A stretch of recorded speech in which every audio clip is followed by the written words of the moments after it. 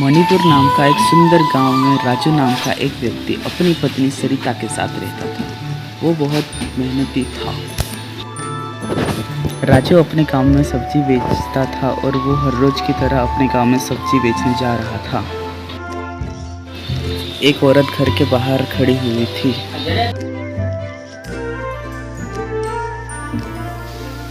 बैंगन कितने रुपए दिए भैया? बैंगन 50 रुपए किलो है भाभी जी। अरे भैया इतने महंगे कैसे दे रहे हो? ऐसी बात नहीं है भाभी जी, मुझे ही 50 रुपए किलो मिल रहा है, फिर मैं आपको कैसे? ठीक है कोई बात नहीं, 1 किलो बैंगन दे दो भैया। सब्जी देने के बाद राजू वहाँ से चला जाता है। थोड़ी देर बाद उसी गली में से दूसरा सब्जी वाला गुजर।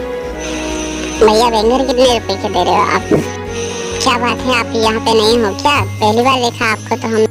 हाँ ये मेरा पहला दिन है, आज पहली बार बेचने आ रहा हूँ। 50 रुपए किलो। अरे भैया इतने सस्ते कैसे दे रहे हो? वो पे हमारे यहाँ बेचने आता है, वो तो बहुत महंगे दे रहा है, 50 रुपए। अरे भाभी जी वो सब आपको उल्लू बना रहा है। आज से उसके पास से सब्जी मत लेना, मैं आपको सस्ते भाव में लूंगा। वो औरत सारे गांव के लोगों को ये बताती है कि सब्जियां राजू महंगी बेचता है, इसलिए उसके पास से कोई ना ले। दूसरे दिन राजू को उठने में थोड़ी सी देर हो जाती है। यार आज तो बहुत लेट हो गया है गाँव में सब्जियाँ बेचने जाने को, सब लोग मेरा इंतजार कर रहे हैं, मैं जल्दी से यहाँ से निकलता हूँ। ये बोल के राजू अपने गांव में सब्जियां बेचने को निकल जाता है। राजू अपने गांव के पादर में आ जाता है। पता नहीं क्यों आज कोई सब्जियाँ मेरे पास से क्यों नहीं ले रहा है। थोड़ा सा लेट क्या हो गया, कोई सब्जी नहीं ले रहा क्या, इसीलिए। तभी उसके पास कल वाली औरत चलते चलते आती है, अपने हाथ में थैला लेते हुए। राजू भैया आप हमारे साथ ऐसा करोगे हमने सोचा भी नहीं था। वो सब्जी वाला हमको 25 रुपए किलो दे रहा है बैंगन और आप हमको 50 रुपए बैंगन दे रहे हो, ज्यादा लालच हो गया है क्या? ये बोलते ही राजू उस औरत को समझाने लगता है, पर वो उसका बात सुने बिना ही जाने लगती है। भाभी इसमें मेरा कोई लालच नहीं है, मेरे को ही 50 रुपए किलो मिलता है, तो मैं आपको 25 रुपए कैसे दूँ? राजू घर आके सारी बात अपनी बीवी को बताता है। जी आपको पता नहीं है, जमींदार आपको महंगी सब्जियाँ देता है और दूसरे सब्जी वालों को आधे दाम में देता है। ऐसी बात है क्या? तो मैं आज ही जमींदार से जाके मिलकर उससे बात करूँगा कि ऐसा क्यों कर रहा है। राजू बहुत तेजी से जमींदार के घर की तरफ निकलता है, जैसे कि उसे बहुत सारे सवालों का जवाब पता करना हो। आओ राजू आओ, कैसे आना हुआ आज मेरे घर पे? कुछ काम था क्या? बताओ। ऐसे ही करके सेठ उससे पूछने लगता है। तभी राजू गुस्से में बोलता है, सेठ जी आप मुझे इतनी महंगी सब्जियां कैसे दे रहे हो? आप बाकी सब्जी वालों को भी तो आप ही देते हो, फिर इनको सस्ते में और मुझे इतनी महंगी कैसे दे रहे हो?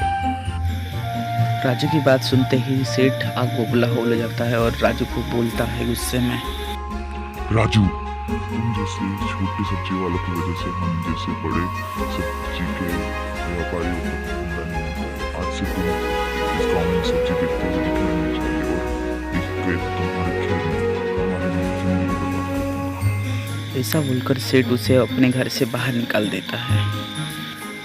सेठ की धमकी से राजू ने अपनी सब्जी बेचने का काम बंद कर दिया था और पूरे दिन अपने घर पर ही रहने लगा था।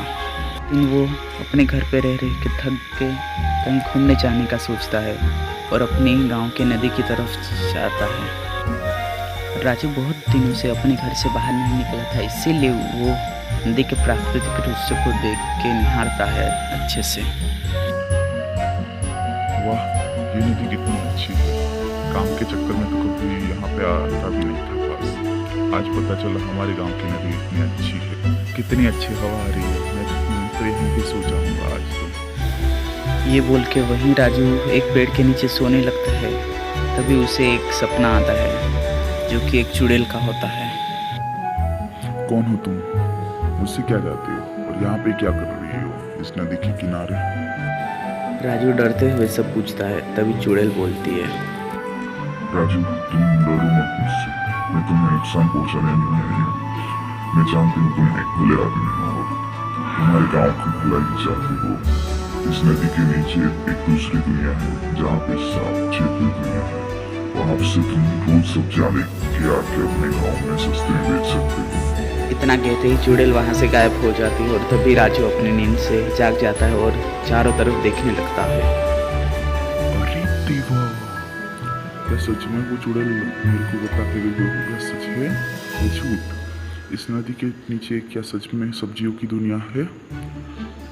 जाके देखना पड़ेगा, शायद हो तो वह हमारे गांव का कल्याण हो जाएगा उस पापी सेठ से।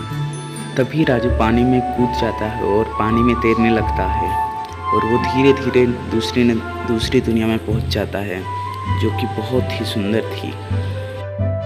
सब्जियों की दुनिया बहुत बड़ी और आकर्षक और सुंदर थी। वहाँ पे बड़े बड़े टमाटर के पेड़ और सब्जियों के बहुत सारे प्रकार थे। राजू वो सब देख के ये सोच में पड़ गया कि कौन सी सब्जी निकालूं और कौन सी सब्जी रहने दूं। अरे देखो, इतनी सारी सब्जियां एक साथ। आज तो भगवान ने लोटरी लगा दी, लोटरी भगवान जब भी रोटी चक्कर फाड़ के देता है। आज तो ये सब्जियां तोड़ के ले जाऊंगा और गाँव में कम दाम में बेचूंगा, फिर देखता हूँ सेठ क्या करता है। राजू इतना बोलते ही वहाँ की सारी सब्जियाँ एक एक करके तोड़ने लगता है और अपने थैले में भर लेता है। राजू सारी सब्जियाँ तोड़ने के बाद थैले में भर के उसी नदी में से बाहर आ जाता है।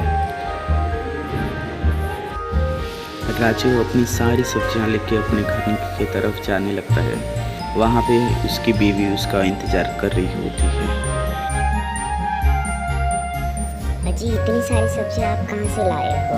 जमींदार ने तो आपको सब्जियां देने से मना कर दिया ना, ये कहाँ से आ गई सारी सब्जियां? तभी राजू अपनी सारी कहानी सरिता को बोलता है कि कैसे उसे एक चुड़ैल मिली जिसने उसे बताया कि नदी के उस पार सब्जियों की पूरी दुनिया है। राजू अब रोज सब्जियों की दुनिया में जाके बहुत सारी सब्जियां लाता और अपने गांव में कम दामों में बेच देता, जिससे उसका भी फायदा होता और गांव वाले भी सेठ के आतंक से बच गए। ऐसा करते करते राजू उस गांव का सबसे पैसे वाला आदमी बन जाता है और राजू अपना बहुत बड़ा मकान खड़ा कर देता है। राजू के वजह से सेठ का धंधा बंद हो जाता है, जिससे उनको बहुत नुकसान होता है। सीख, भला करोगे तो भला होगा।